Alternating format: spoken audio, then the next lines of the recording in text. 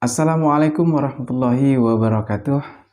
Baik, teman-teman, langsung saja kita simak videonya. Kita dalam akidah Ahlussunnah wal Jamaah mengikut Imam Abu Hasan Al-Asy'ari. Orang yang menyebut dirinya manhaj salaf atau salafi, sampai sekarang saya sudah tanya banyak orang, itu tidak ada yang berani terang-terangan mengatakan mereka mengikut siapa ulama atau siapa imam yang menjadi rujukan mereka. Dan kalau kita kejar lebih lanjut, imammu misalnya imam fulan, apa metodenya, bagaimana cara dia menetapkan akidah, itu nggak akan jumpa. Imamnya jangan tahu sampai sekarang. Kan manhaj salaf atau salafi. Siapa salaf ini maksud? Salaf itu waktu. Sementara kita, kalau ada informasi, contoh, ini Masjid Raya An-Nur sedang dicat, sehingga kata orang, jangan dulu ke Masjid Raya An-Nur buat acara-acara yang masif, karena lagi ada pengecatan. Apa kata orang yang dengar itu? Siapa yang bilang An-Nur dicat? Orang kan tanya, sumber informasi itu divalidasi oleh orang. Saya yang bilang. Kenapa kamu bilang dicat? Saya baru balik salat Isya dari An-Nur. Jelas sumber informasinya. Atau bagi orang datang dari Padang, Pak, hari Ahad jangan ke An-Nur dulu kalau mau buat acara masif. Kenapa? Di An-Nur sedang renovasi. Betulkah An-Nur renovasi? Orang pasti kejar. Dari mana sumber informasi dikejar? Tengok Pak, ada penjelasan di fanpage Masjid Raya An-Nur, di Facebook, di website dan segala macam. Atau saya barusan jumpa dengan pengurusnya, pengurus cerita bahwa masjid sedang renovasi. Kita kejar informasi itu, kita tanya siapa orang yang memberi informasi, siapa yang ngasih tahu, dia bisa dipercaya atau tidak. Salafi sampai sekarang sebanyak itu mereka, dan sebanyak itu yang mendakwa diri sebagai salaf. Apa enggak pernah nanya siapa yang kalian rujuk, siapa imam kalian? Kami ngikut Quran dan Sunnah. Oke, enggak ada masalah. Kok ngikut Quran dan Sunnah? Kenapa? Buktinya kalian nyebut kata Albani begini, kata Bin Bas begini, kata Utsaimin begini. Sebenarnya ikut Quran dan Sunnah, ikut Albani atau ikut siapa? Atau imam kalian Albani? Albani baru kemarin 99 meninggal. Salaf yang mana? Salaf itu kalau ditanya ke mereka, 3 abad pertama generasi umat ini. Sehingga sebagian mereka ada yang coba agak sedikit berselancar. Imam mereka Imam Ahmad bin Hanbal. Imam Ahmad, kalau seandainya kalian aku sebagai imam, kenapa kalian tak menyebut diri kalian sebagai Hambali? Apa halnya kalau disembunyikan? Kenapa mesti disembunyikan? Kenapa tak sebut saja? Seperti kami nyebut, kami ngikut Imam Asy'ari, jelas. Kalian kenapa tak menyebut Imam Ahmad sebagai ikutan lalu nyebut diri sebagai Hambali? Atau sebagian mereka menyebut bahwa ajaran ini pertama Imam Ahmad lalu dilanjutkan oleh Imam Ibn Taimiyah. Dan kalau kita tengok klausul jarak hidup, Imam Ahmad meninggal 241 Hijriah, Ibnu Taimiyah 728 Hijriah. Jumpa di mana orang abad ketiga dengan orang abad ke-8? 5 abad. Oh, jumpa dalam mimpi. Kalian percaya enggak kalau seandainya informasi kami dari mimpi? Jumpa alam barzakh, gimana orang alam barzakh berjumpa lalu ilmunya menjadi dasar? Yang jelas-jelas saja belajar dengan si fulan, kita sampaikan kami ngambil sanad dari sana, kalian belum tentu terima, apalagi orang 5 abad yang tak berjumpa. Lalu kemudian ilmu ini awalnya Imam Ahmad, dihidupkan oleh Ibn Taimiyah, lalu kemudian dikembangkan kembali oleh Imam Muhammad bin Abdul Wahhab, meninggal 1207. 728 1207, jauh lagi jaraknya. Abad ke-13 berjumpa dengan abad ke-8, 5 abad lagi. Jadi ilmu mereka ini per 5 abad diperbaharui nampaknya. Enggak masuk akal.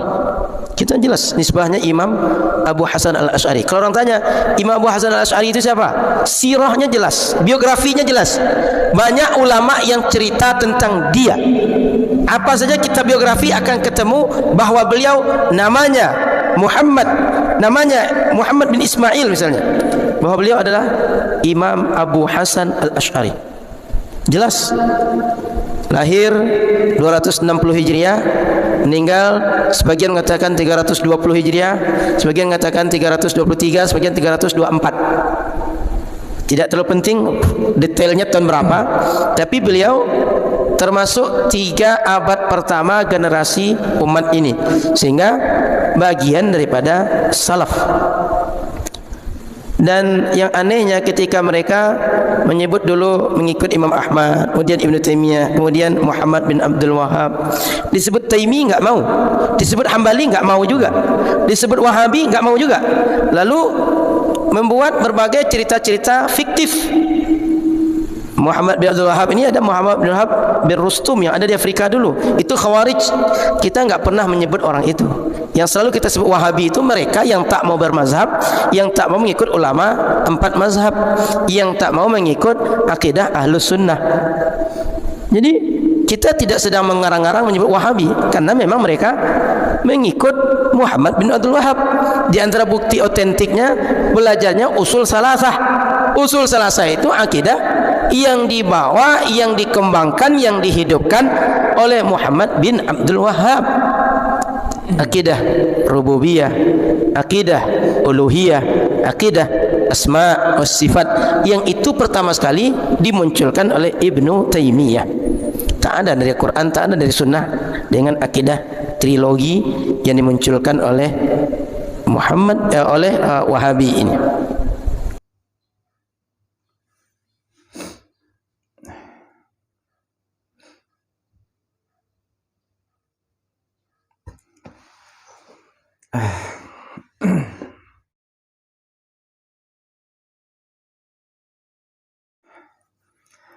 Baik, teman-teman semua, kita sudah menyimak bersama-sama atau menonton videonya bersama-sama mengenai pemahaman Wahabi, teman-teman ya. Jadi kita sekarang sudah tahu bagaimana dan apa itu Wahabi, teman-teman ya.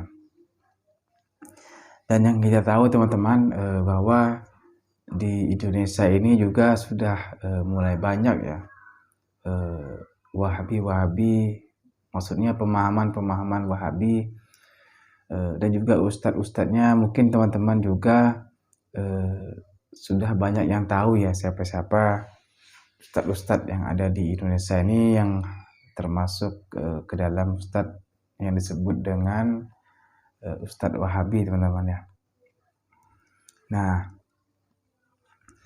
Nah, dari yang sudah disampaikan barusan, teman-teman, bahwa memang pemahaman Wahabi ini jauh, teman-teman, dengan pemahaman Ahlus Sunnah wal Jamaah, teman-teman ya. Ya seperti seperti mereka tidak mengakui yang namanya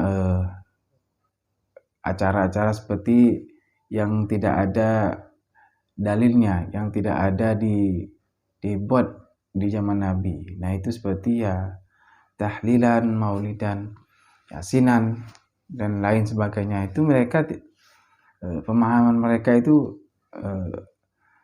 menentang, teman-teman ya, karena mereka sebut itu bid'ah, teman-teman.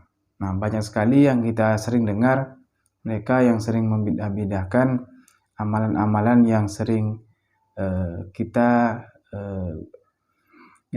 lakukan, yaitu sebagai Ahlus Sunnah wal Jamaah. Mereka itu bid'ah-bid'ahkan, teman-teman ya. Nah, karena mereka ini kalau Nabi tidak ada yang mengerjakannya, melakukannya, mereka juga tidak. Jadi mereka juga tidak, teman-teman ya.